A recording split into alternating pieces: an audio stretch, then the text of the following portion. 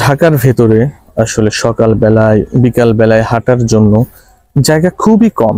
হাতে গোনা কয়েকটা উদ্যান আছে বা গার্ডেন আছে, যাই বলি না কেন।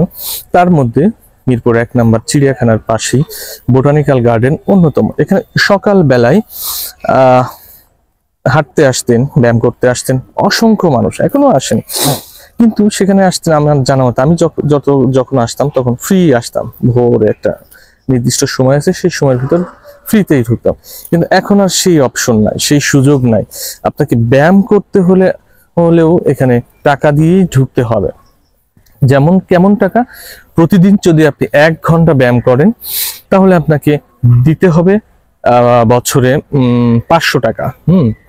আর যদি 1 বছর আনলিমিটেড আপনি এখানে আসতে চান তাহলে আপনাকে গুনতে হবে 5000 টাকা। চিন্তা করে দেখেন, আপনি সকালে ব্যায়াম করবেন, শরীরটাকে সুস্থ রাখবেন, এই সবুজ পরিবেশে এসে একটু প্রাণ খুলে নিঃশ্বাস নেবেন, সেজন্য আপনাকে প্রতিদিন টাকা দিতে হবে। আসলে সরকার করেছে, সরকারের চিন্তা থেকে, মন্ত্রণালয়ের চিন্তা থেকেই করেছে। কিন্তু সাধারণ মানুষের জন্য, এই যে অসুস্থ মানুষের জন্য, যারা সুস্থ হতে চান, সুস্থ থাকতে চান, প্রাণ খুলে নিঃশ্বাস নিতে চান, তাদেরকে সেই সুযোগটা ফ্রি করে দিচ্ছে না। এত সুন্দর পরিবেশ, সেটাও আমরা ফ্রিতে পাচ্ছি না, টাকা দিয়েই আমাদেরকে আসতে হচ্ছে এবং আসতে হবে এখানে। কিন্তু আসলে এটা করে যে এই কর্তৃপক্ষ খুশি না, তারা বেজার।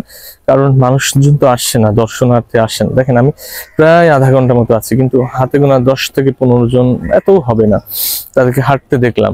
তো এই অবস্থা চলতে থাকলে আসলে মাইকিং করে এখানে লোক আনতে হবে, দর্শনার্থী আনতে হবে। আসলে সবার প্রতিক্রিয়া জানতে চাই, কেমন হলো এই নিয়মটা বা কি বলে আইনটা, এই কাজটা, পদক্ষেপটা, সেটা আসলে দেখার বিষয়। আসলে কতদিন থাকে, অনেকেই অনেক কিছু নিয়ে আন্দোলন প্রতিবাদ করেন। আসলে দেখা যাক এটা নিয়ে প্রতিবাদ হয় কিনা। আসলে আমরা বাঙালি তো, আমরা যত দামি হোক আসবো, এটাই হচ্ছে স্বাভাবিক কথা।